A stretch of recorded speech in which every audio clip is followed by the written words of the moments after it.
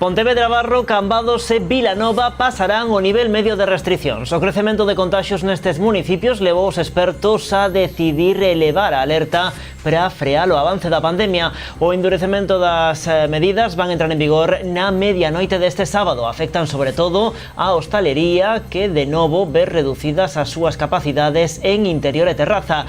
En Pontevedra, entre tanto, continúan os cribados para intentar acoutar posibles contaxios entre a mocidade. Que tal, saudos? Esta mañá estaban citados a eses cribados máis de 300 mozos de entre 17 e 19 anos do Concello de Poio. De contado ampliamos antes titulares. Os grupos da oposición de Ribadumia forzan a convocatoria dun pleno extraordinario. Pedirán explicacións ao alcalde sobre a festa celebrada na súa vivenda durante o tinto. O BNG de Outes demanda a mellora da seguridade viaria en diversos treitos das estradas do municipio. A proposta dos nacionalistas pide tamén a creación de sendeiros peonís. Pontevedra dá por rematados o Parque de Casal do Río e o Centro Social de Lusquiños. As obras contaron cun orzamento de máis de 460.000 euros. O Grove contará cun novo ciclo de FP de Informática de Oficina. Impartirase no IES Monte da Vila e disporá de 18 prazas. Usuarios da Misela participaron esta mañá nunha viaxe pola ría de Noia a bordo do Joaquín Vieta. Para moitos deles foi a súa primeira viaxe en barco. Venimos con todas as novidades que deixa a pandemia na nosa contorna. Pontevedra, Barro, Cambados e Vilanova estarán a partir deste sábado no nivel medio de restriccións. Así o decidiu o Comité Clínico na reunión que mantivo onte. O crecemento de contaxios nestes municipios levou os expertos a decidir elevar a alerta para frear o avance da pandemia. O Concello de Poio, que xa estaba no nivel medio, vaise manter nesa situación. Isto afecta principalmente a hostalería coa redución das capacidades. No interior estarán limitadas ao 30%, coa recomendación de que os grupos non superen as 6 persoas. En canto ás terrazas, a capacidade será do 50%, con grupos dun máximo de 15 persoas. Preocupa especialmente o Comité Clínico o impacto que está a ter nos datos galegos o macrogromo de Mallorca. Xa son 155 os casos en toda Galicia que están relacionados con este abrocho, con máis de 550 contactos estreitos que están en cuarentena. A gran maioría están na área de Pontevedra e o Salnés e, sobre todo, na comarca pontevedresa. La comarca ha experimentado en su totalidad un crecimiento en la incidencia acumulada. Y, por ejemplo, ha pasado de a 7 días de estar hace una semana en 24,7 casos por cada 100.000 habitantes a estar en 84,6, o de estar en 38 en una incidencia acumulada de 14 a estar en 109,4. Y esto a expensas de 3 concellos concretos, que ha sido Pontevedra con 78 casos en los últimos 7 días, Poio con 19 casos en los últimos 7 días y Vilaboa con 5 casos en los últimos 7 días, que serían los 3 concellos con mayor incidencia acumulada. En Pontevedra son 85 positivos detectados que teñen relación co gromo derivado da viaxe dos estudantes a Mallorca. Esta mañá o alcalde da cidade valoraba a decisión da Xunta de elevar o nivel medio as restriccións no municipio. Miguel Anxo Fernández Lores lamentou que unha vez máis a hostalería sexa o sector máis castigado. Con 106 casos activos, a cidade de Pontevedra é un dos concellos que máis preocupa a Consellería de Sanidade pola evolución da pandemia.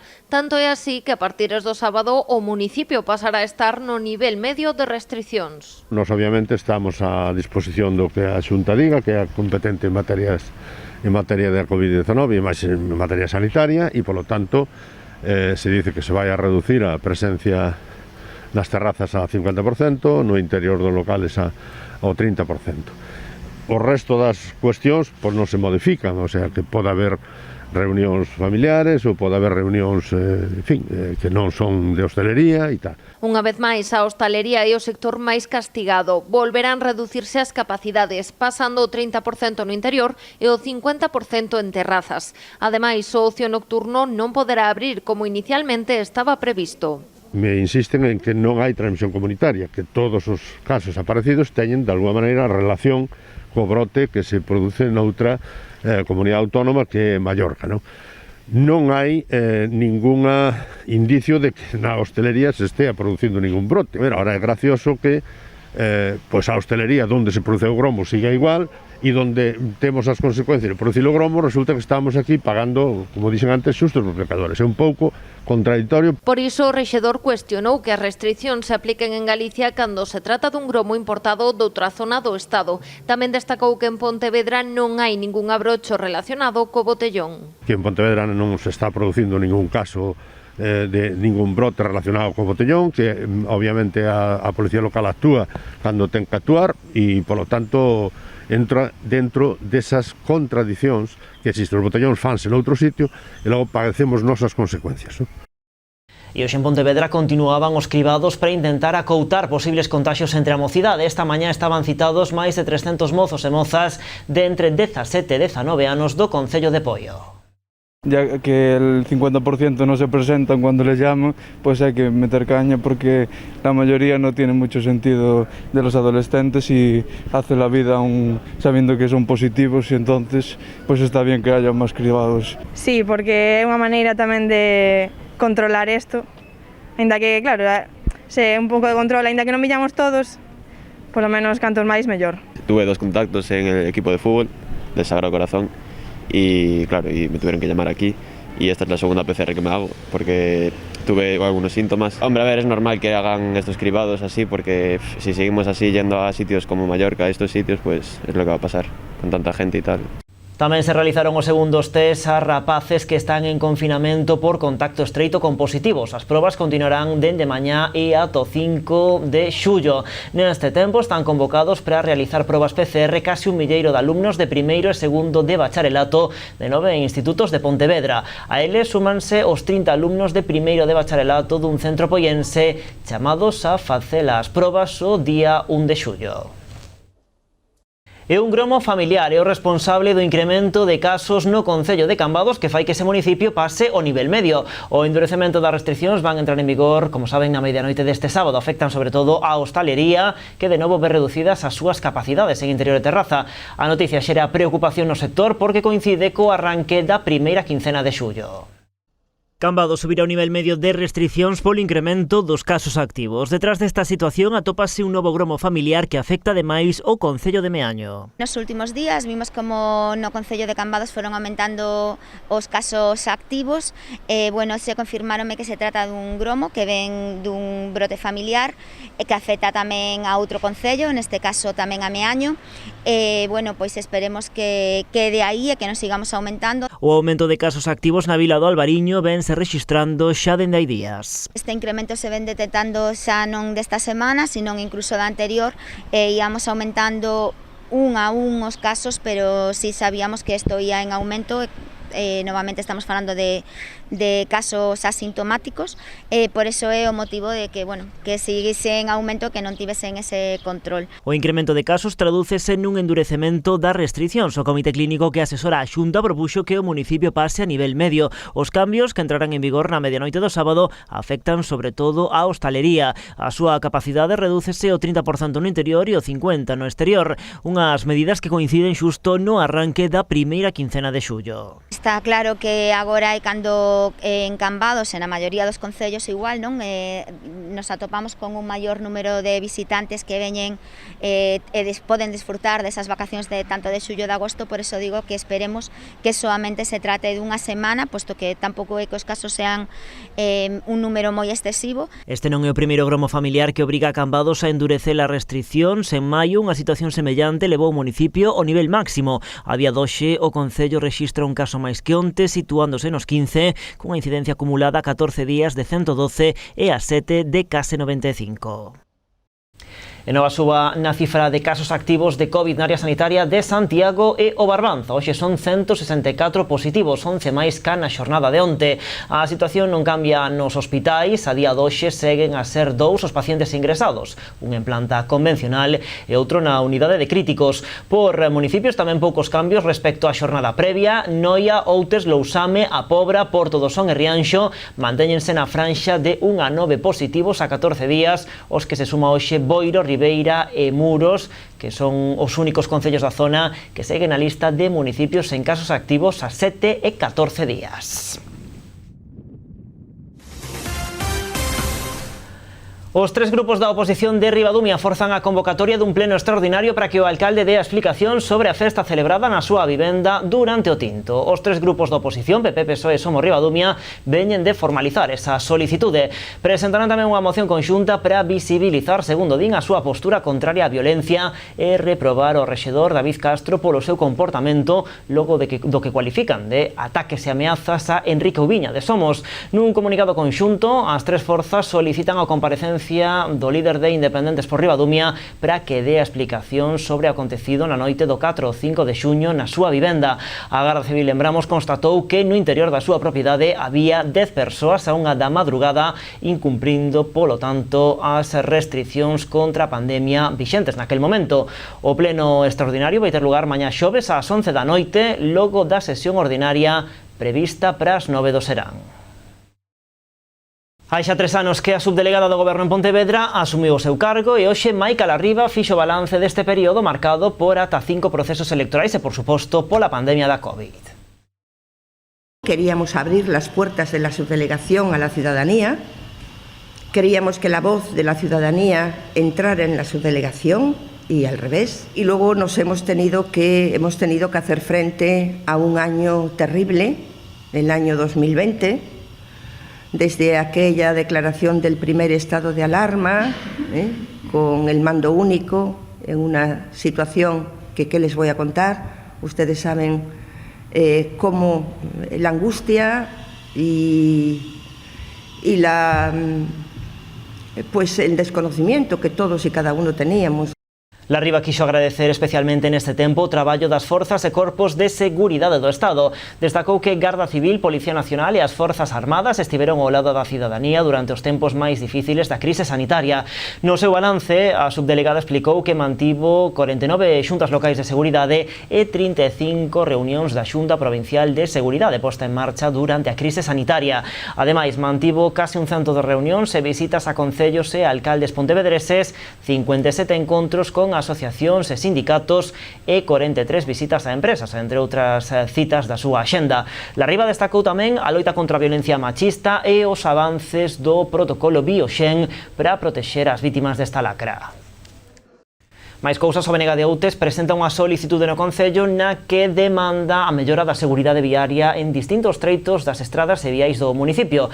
A proposta dos nacionalistas pide ademais a creación de sendeiros peonís. Tres son os principais puntos nos que os nacionalistas focalizan as súas queixas. O primeiro deles sitúase na saída da Serra. Os nacionalistas solicitan a ampliación da beirarrúa que remata na Avenida do Rocío ata o final da Rúa da Margarida, cumprindo así unha bella demanda dos veciños desta zona, que denuncian a perigosidade desta vía, pola que os coches pasan a gran velocidade. A seguinte das solicitudes tamén nesta mesma estrada, a C550, sitúase na zona de Espiñeiro e Ribas de Mar, onde o firme presenta numerosas deficiencias. Por último, outro dos puntos conflictivos é a C196, na zona de Ceilán, ata chegar ao paseo de Ponte Nafonso. Unha senda peonil que creemos que é moi necesaria tanto polo volumen de tráfico rodado que pasa por estas dúas carreteras, como polo uso moi frecuente tanto dos veciños en Ribas de Mar, que non teñen ningún paso de peóns, algo que tamén incluíamos na nosa iniciativa para pasar dun lado a outro da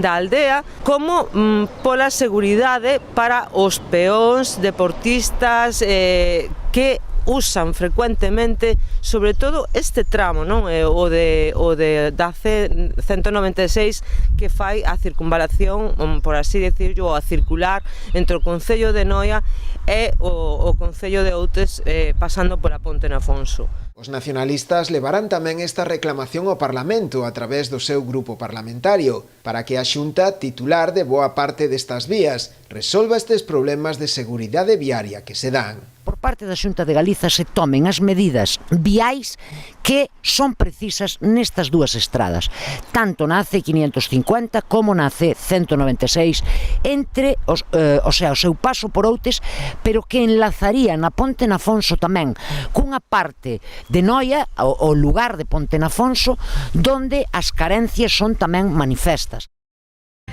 Dentro duns minutos coñeceremos a Lucía. Ela é a mellor nota da selectividade en Galicia deste ano e é de Vila García. Falamos con ela de contado logo da publicidade aquí nas Novas do Día.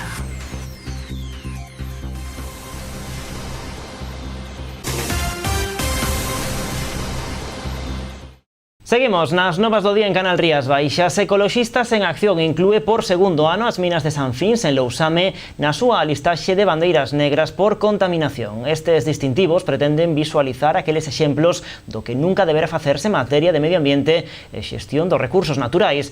Os motivos do colectivo ecoloxista para incluir as minas de San Fins nesa listaxe son as verteduras con metais pesados tóxicos que se veñen producindo de forma continuada e tamén pola ameaza que supoñen as presas de residuos mineiros das empresas das que a empresa concesionaria filial de SACIR non quere facerse cargo. Cambiamos de asunto. O Concello de Pontevedra dá por rematados o Parque de Casal do Río e o Centro Social de Lusquiños, na parroquia de Tomeza. As obras contaron cun orzamento de máis de 460.000 euros dirixidos a trasladar os estándares de calidade do centro da cidade tamén ás parroquias do rural. Este venres Tomeza inaugurará o seu núcleo de centralidade, un parque con pistas deportivas, unha área infantil e un merendoiro son os novos equipamentos cos que conta a zona de Casal do Río. Que se renovou absolutamente todo, eu creo que uns criterios de calidad urbana, iluminación, para práctica deportiva, para tomar aí un piscolabis separado da estrada. Eu creo que quedou un espacio de uso comunitario perfecto, non? A actuación complétase coa mellora do Centro Social de Lusquiños. Aquí mellorouse a accesibilidade ao edificio e a parte baixa da parcela. Instaláronse ademais varias grellas e un espazo para cativada. Gustárame como quedara inicialmente, foi un proxecto de rehabilitación perfecto en relación tamén coa historia de Tomeza, dos canteiros, e que agora queda ali un espacio de convivencia que complementa este espacio deportivo e tamén de convivencia, non? As dúas zonas están conectadas por unha senda peonil. En total, a actuación contou cun orzamento de máis de 466.000 euros financiados por fondos europeos. Vamos a intentalo facer en todas as parroquias, non? Que é unha forma de trasladar todos os estándares de calidade que estamos executando ao longo destas décadas na cidade de Pontevedra tamén aos barrios e as parroquias. Este venres o Concello celebrará un pequeno acto de inauguración. Será no Parque do Casal do Río a partir das 6:30 da tarde. E achegámonos agora ata o Concello de Noia. O mural realizado polos membros da Asociación Bella Escola nun dos laterais do IES Virxe do Mar vai ter continuidade. Así o confirmou o alcalde da localidade despois de ver o resultado e atendendo á boa aceptación que tivo. Segundo o rexedor, nas vindeiras semanas daráselle continuidade ata completar toda a fachada lateral desa rúa. Un acordo entre o Concello, a Consellería de Educación e a propia dirección do Instituto Virxe do Mar permitiu esta actuación levada a cabo nun dos muros laterais do centro educativo, concretamente o que dá á Rúa Besteiros. O resultado salta á vista, unha mellora significativa, grazas tamén ao traballo dos integrantes da Asociación Bella Escola. Eles foron os verdadeiros artistas. Un mural que vai a mellorar significativamente o aspecto da Rúa Besteiros, que se busca tamén que por parte daquelas persoas que tradicionalmente se dedican a facer pintadas e que non respetan o mobiliario urbano e demais, pois dado que aí vai a haber un mural, confiamos en que agora respeten o traballo artístico das persoas e dos profesionais que están facendo ese mural. Esperemos que isto sirva para evitar esas pintadas e sobre todo para darlle un novo aspecto tanto á fachada exterior do edificio do Instituto Virxe do Mar como para a mellora desa Rúa Besteiros, donde tamén se van a facer outra serie de actuacións de mellora do mobiliario urbano, de eliminación e sustitución de determinados volardos e tamén de reorganización do estacionamento nesa Rúa Besteiros. Segundo explicou o rexedor Nollés, o resultado e os parabéns recibidos pola creación deste mural foi tamén unha das razóns polas que se acordou darlle continuidade a esta obra de arte. En as próximas semanas completarase totalmente a fachada do edificio. Francisco Martínez vén de ser reelixido por unanimidade como presidente da Asociación de Empresarios de Ribeira tras a Asamblea de Socios celebrada onte martes. Na xuntanza tamén se informou do estado das contas da entidade, fíxose balance das actuacións realizadas durante os 2 últimos anos, as cales foron aprobadas por unanimidade dos asistentes. A súa candidatura foi a única presentada, polo que continuará a fronte da entidade por un período de outros 2 anos máis. A Xunta vai ofrecer máis de 1000 prazas de formación profesional na comarca do Salnés para o curso 21-22. Case 600 delas van ser en Vilagarcía. Esta mañá visitou un dos centros onde se van impartir. O delegado da Xunta en Pontevedra, Luís López, avanzou que a oferta vai se incorporar outro novo ciclo, neste caso de informática de oficina, que vai para o Concello do Grove. Unha oferta que vai máis alá das 1100 prazas, que estamos a falar de case 50 ciclos diferentes. Aquí en Vilagarcía pois alberga a metade desas prazas e case a metade dos ciclos de todos os que se ofertan no Salnés. Desos case 50, concretamente 47, pois engádese un que é unha novidade, unha incorporación, concretamente o ciclo de informática de oficina.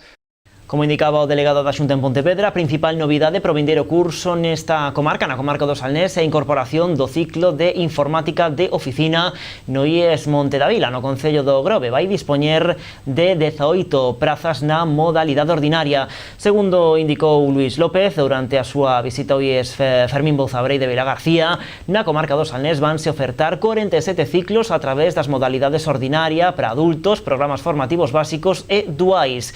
Na capital ofertaránse case 600 prazas repartidas entre 22 ciclos que se impartirán en 5 centros. Pois falando de formación, de educación, imos coñecer agora a Lucía Chazo, unha moza de Vilagarcía que aínda non cree todo o que está vivindo. Sacou a mellor nota de toda Galicia nas probas da ABAU, a antiga selectividade. En concreto, logrou un 13,96 sobre 14. A Vilagarcía agora prepárase para estudar xornalismo en Santiago. O seu soño, traballar algún día pro Celta. De momento, o equipo vigués xa lle deu a súa propia camiseta. A cada la perfección non é doado, pero Lucía, unha moza de Vilagarcía, estivo a piques de conseguilo. Sacou un 13,96 nas probas da selectividade, a nota máis alta de Galicia. Yo creo que la clave es sobre todo constancia y trabajo durante todo el año. O sea, si no hubiera trabajado tanto durante todo el curso, yo creo que hubiera sido imposible que hubiera sacado una nota tan alta y sobre todo descansar, aprovechar el poco tiempo que tenemos para descansar, porque después esto desgasta mucho, entonces creo que eso es lo más importante. A rapaza sacou un 10 en todas as probas da ABAU, agás en dúas, filosofía e inglés, nas que sacou un 9,5. Lamento o resultado no exame de inglés porque, polo que nos conta, é unha materia que lle gusta. O examen de inglés que foi un pouco complicado, creo que todo o mundo se queixou diso. Nada, para min foi o máis complicado, sobre todo fastidioume especialmente porque inglés é unha asignatura que me gusta moito e que considero que se me dá bastante ben, entón fastidioume un pouco iso. Logo do seu paso triunfal pola selectividade, estes días andan a procura de piso en Santiago, marcha para lá e estudar xornalismo. Espero estudar xornalismo en Santiago e, despois a ver que pasa. O que a ela lle gustaría traballar no Celta, unha das súas grandes paixóns. O equipo convidou na súa sede nunha recepción na que lle fixeron entrega da súa propia camisola. Me gustaría traballar no Celta, pero sei que é moi difícil, pero interésame tamén o xornalismo deportivo e tamén a política. Aínda con todo o futuro por escribir, recoñece estar vivindo unha situación insólita convertida estes días nun fenómeno mediático pola súa xesta nas probas da ABAU. Estou un pouco abrumada porque nin esperaba a nota, nin esperaba a repercusión que está dando todo isto. Entón estou aínda intentando procesar todo, pero a verdade é que a experiencia é moi ben. De momento a moza vive xa un merecido descanso logo dun curso moi intenso. Di que estes meses vai desconectar para arrancar a súa nova etapa na universidade cos folgos renovados. Máis cousas, dúas mozas turcas participarán en actividades sociais e culturais organizadas polo Concello de Lousame grazas a un programa de voluntariado europeo. Estarán por un período de 9 meses. O Concello de Lousame retomou este ano a súa participación no proxecto europeo Actividades Interxeracionais do Voluntariado, tras un ano no que a pandemia impediu o seu funcionamento. Dúas voluntarias procedentes de Turquía, Ebru Karaka e Dilara Guben, colaborarán cos equipos da Oficina de Voluntariado e de Xuventude na organización de actividades de cultura, servizos sociais e deportes. Seleccionamos a dúas chicas de Turquía, Ebru Karaka e a Dilara Gumen, a quen lles damos a benvenida, e van estar con nós durante 8 meses e medio hasta o 17 de decembro. Como apenas saben español, as primeiras semanas son de formación, sobre todo formación en español, e pouco a pouco se van incorporando ás diferentes actividades. Estuveron colaborando en algunha actividade cultural, no Club de Xubilados, e pouco a pouco van empezando a traballar con nós. Trabajo en Consale de Lousame. Me gusta Galicia, me gusta Noia, me gusta Lousame. A alcaldesa Teresa Villaverde destacou a capacidade de adaptación destas dúas mozas e valorou a idoneidade do programa como unha oportunidade para coñecer outras culturas. Que están moi integradas xa, que levan aquí un tempo con nós e que sabedes que estamos no programa de Erasmus Plus fai xa uns anos, que está sendo sempre enriquecedor para nós, espero que para elas tamén, pero para nós está sendo coñecer a súa cultura, trasladarlle tamén, porque fan moitos traballos en diferentes áreas, en actividades culturais, en dinamización centro de día, acompañamento de maiores, porque hai, aparte deste voluntariado, hai todo o noso voluntariado e se integran tamén aí. Nós coñecemos a súa cultura, intentamos que elas coñezan tamén a nosa. A súa estancia en Lousame prolongarase ata o mes de decembro. E un grupo de usuarios da Asociación Amisela de Persoas con Discapacidade das comarcas de Muros e Noia participou esta mañá nunha viaxe pola ría a bordo do balandro Joaquín Vieta. Para moitos deles foi a súa primeira viaxe en barco. Un grupo duns 12 usuarios da Asociación Amisela participou esta mañá nunha viaxe pola ría de Noia a bordo do Joaquín Vieta. Para moitos deles era a súa primeira viaxe en barco, polo que a viviron dun xeito especial. Temos un convenio con CaixaBank en colaboración coa Asociación da Misela. Levarémonos no balandro Joaquín Vieta a navegar pola ría aquí de Muros Noia para que disfruten un pouco do noso patrimonio marítimo. Aunque si son rapaces de familias de aquí que viven ao carón do mar, pero seguramente a experiencia no balandro Joaquín Vieta é a primeira vez. Dende a asociación sen ánimo de lucro Joaquín Vieta, esta é unha maneira de dar a coñecer a cultura e o patrimonio mariñeiro, sen esquecer tampouco a beleza da zona. O noso obxectivo é dar a coñecer ás persoas o patrimonio marítimo, como eu defino o noso balandro é como un museo navegando, flotante, para compartir ca xente o noso patrimonio, que temos non solamente do mar, tamén da carpintería de Ribeira, da nosa etnoloxía, todo o noso patrimonio cultural. Nós queremoslo enfocar hacia a cultura, hacia o que somos, porque son povos que viven ao carón do mar, mirando para o mar, e viviron do mar. E iso nós queremoslo compartir para dar a coñecer o noso pasado, para entender o que somos hoxe. Rematamos, señores, a actualidade continúa en canalriasbaixas.com e tamén nas nosas redes sociais. De contado, en cuestión de minutiños, chega a información do tempo. Graciñas por estaren aí. Adeus.